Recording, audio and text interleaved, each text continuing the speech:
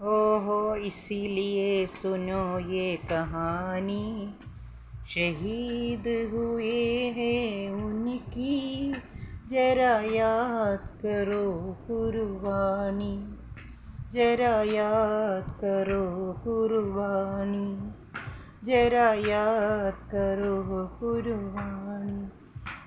എല്ലാ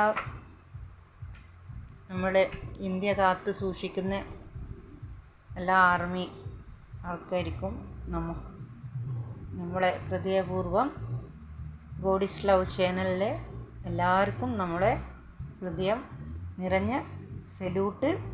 എല്ലാ ഷഹീദുവ ആൾക്കാരെയും നമ്മൾ ഓർക്കുന്നു. ശാന്തിപൂർവ്വം എല്ലാവർക്കും ദൈവം എല്ലാവരെയും കാത്ത് രക്ഷിക്കട്ടെ എന്ന് പ്രാർത്ഥിക്കുന്നു. അതുകൊണ്ട് ആഗസ്റ്റ് 15 നമ്മൾ ദേശീയ എല്ലാവരും കാത്തിരിക്കുന്ന ഒരു ദിവസമാണ്.